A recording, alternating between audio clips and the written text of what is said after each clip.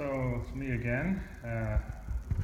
Thought I would spend a little bit of time talking about some of the things I've done to the bike. And so this is the bike. It's a 2015 Triumph Explorer. That's the XC, so it's the off-road oriented bike. I haven't really done a whole lot to the bike. I guess one will learn and see if I should have done more, or we'll find out if anything breaks on the route, but it shouldn't be too much of a taxing ride. But to start off, really the first thing, and probably I think the most significant thing as far as improving its off-road capabilities, is the tires. So I've swapped out the Torrance tires that came with it for the Heidenauer K60 Scout tires.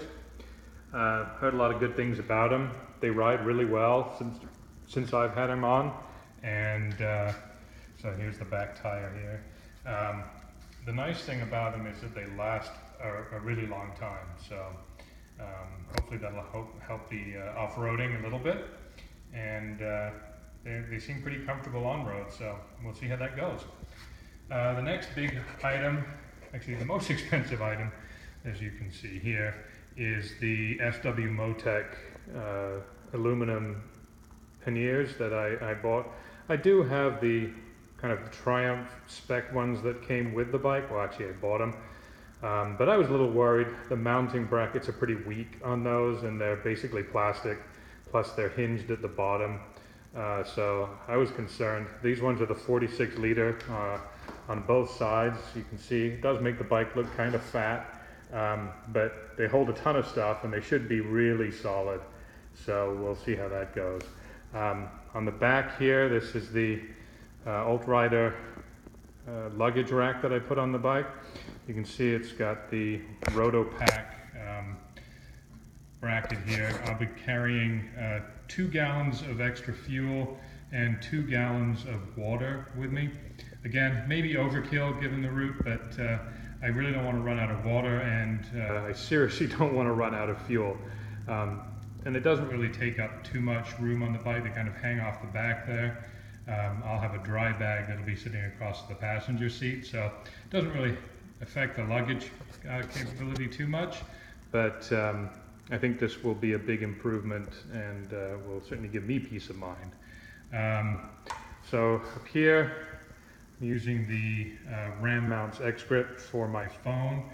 All of our navigation is going to be using Rever, which is an app that's kind of motorcycle specific. We've got all the routes downloaded to Rever, and that's how we're going to navigate. As you see, I don't have a nav system because you can use the phone. I think you can use it even when you don't have cell service. So we'll see how that goes. It's going to be kind of interesting, but we'll see. Also on the handlebars down here, put on the ROX risers, 2.5-inch riser on the handlebars. Makes a huge difference. The bike's much more comfortable. My back doesn't get nearly as sore. My shoulders don't get nearly as sore. Plus it helps when standing up on the pegs. So that should be a big help. And really the only other thing that I've done to the bike is put on the R&G stainless steel radiator guard. I mean, that looks like a really weak point on the Triumph. You get that massive radiator there, just exposed. One rock goes through that and you trips over. So that should help. So that's about it. The windshield is stock. Everything else, seat is stock. It's a really comfortable seat. I haven't had any problems with it, so I'll let you know at the end. Oh, and I splurged $17 on these incredibly cheap highway pegs. But boy, they're comfortable when you're going for a long ride. So we'll see how those go. Like I said, 17 bucks.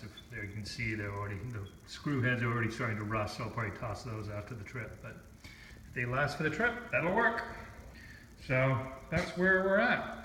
And should be putting together a video on what we're taking with us. Maybe we can make that in a couple of days. So there you go. Thanks.